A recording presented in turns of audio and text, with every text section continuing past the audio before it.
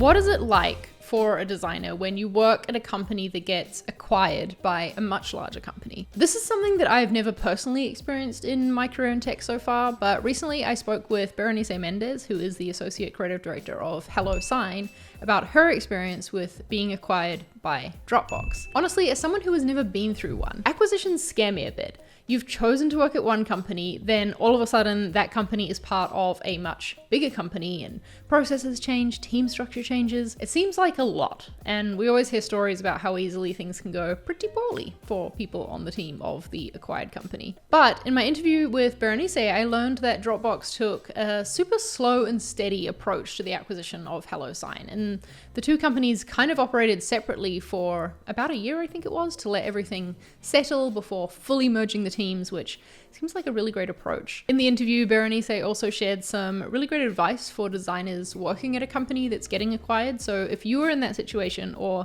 maybe just like me, you just want to know what it's like, here's what she had to say. Oh man, change is so exciting. I mean, honestly, being very candid here, like if we were going to be acquired by a company, I think Dropbox would have been like the one that I would have wished for.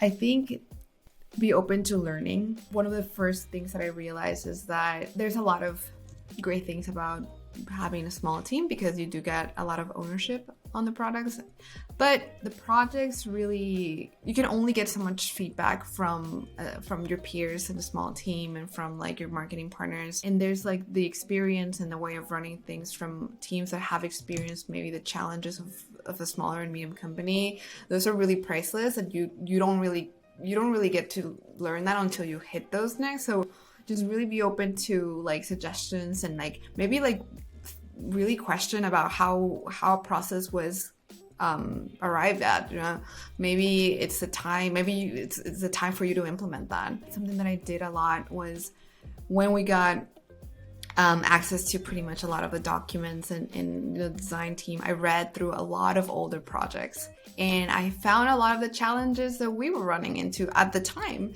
So I was like, this gives me almost like 50% of the answer, and this gives me the language to express maybe like the thing that I hadn't figured out how to express that something was bothering me about this problem, or I couldn't really narrow it down.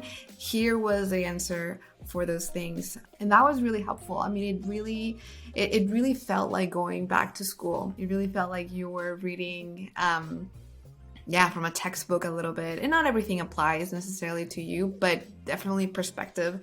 And like from a brand like Dropbox that really pays a lot of attention to design and like brand expression, the insights really felt like kind of finding a bit of a gold mine, you know? So just basically embrace the change, you know, and see where you can learn from it and take it as an opportunity. I love it. And, you know, I think something that the designers at Brand Studio really also got really excited about was that sometimes at bigger companies, processes are a little bit lengthier because like there's more people involved, there's more eyes on the work. I guess also kind of like the wearing a lot of hats. It was really exciting to see people that were like, oh my God, you did this, but you also did this, you also did that. It kind of makes them kind of like also excited for them to try other areas, right?